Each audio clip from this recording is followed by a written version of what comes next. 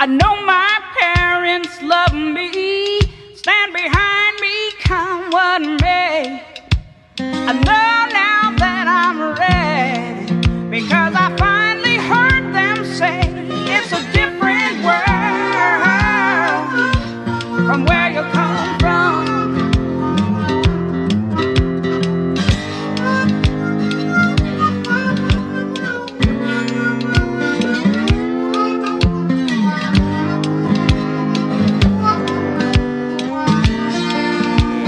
No dairy products on the bus.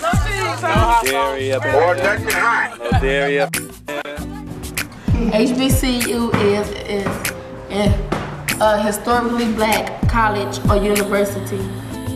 Today we're here to discuss why we would choose historically black colleges over traditional colleges.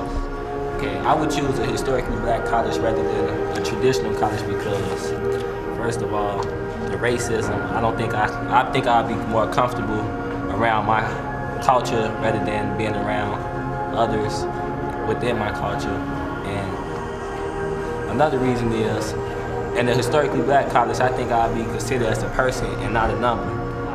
UIC, I know a person that go to UIC and they just think of their school tradition as, what is it? And historically black colleges, people remember their school tradition, they remember everything about it. That's another reason. Well, me personally, I really have no preference.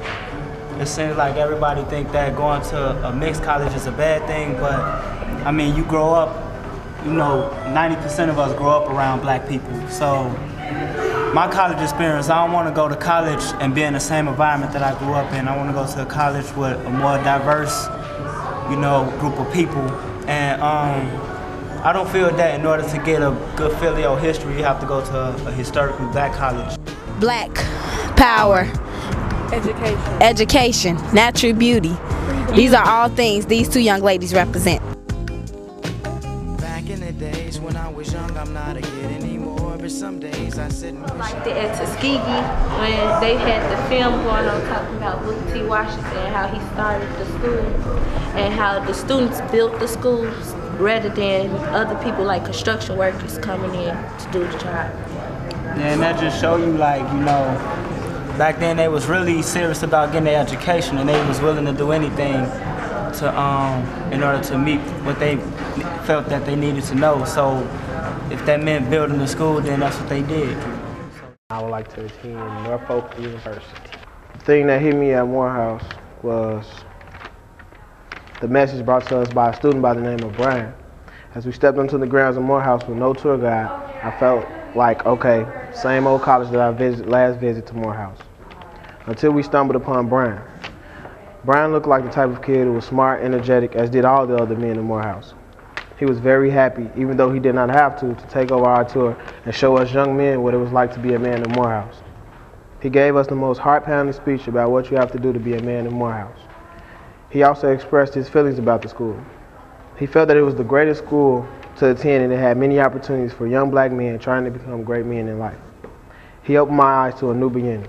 I wish that I was going there already. For that split moment, I felt like a man just being there on the grounds of Morehouse University. You see back here, the sun is rising, these are the clouds. There's a famous Chinese proverb that says it's better to light a candle in the dark than to curse the darkness. It is better to light a candle in the dark than to curse the darkness. Instead of making excuses for the issues that plague the world, instead of making excuses for the racism that goes on in the world, why don't you be that candle in the dark? Why don't you do something to cure it? That's what we come to Morehouse to do. We come to Morehouse to be that candle in the dark. When you walk upon this campus, you are that candle. I like the Alabama A&M. It caught my attention out of most of the colleges that went on. For academic reasons or for social reasons? For academic reasons.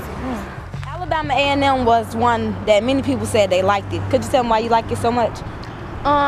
It had my major, which is nursing, and I think it had another major in psychology, which is one of my second majors. And mostly because it didn't cost that much, and if I did go there and pay the full amount, my next 3 years would be free. And they had in the women's dormitory, they had their own restaurant, their own spa, their own beauty salon. They had a daycare on campus. they had just a whole bunch of stuff on campus that you wouldn't have to go off campus to do anything. So it's convenient to you. Right. I understand you are in the social life for the subgroups. What did you find out about the different schools and their social life? I think social life is good because you get to interact with different types of people while you still getting your education. How I feel about it, I like the sororities, and for the men, I like the fraternities because you can see them steps. If you participate in a fraternity or a sorority, you can also be a step. That's true.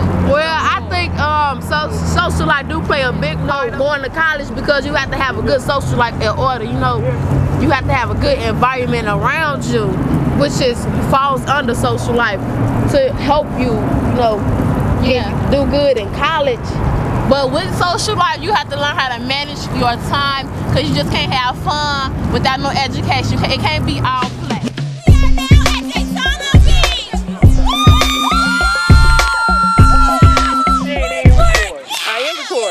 A beautiful busy.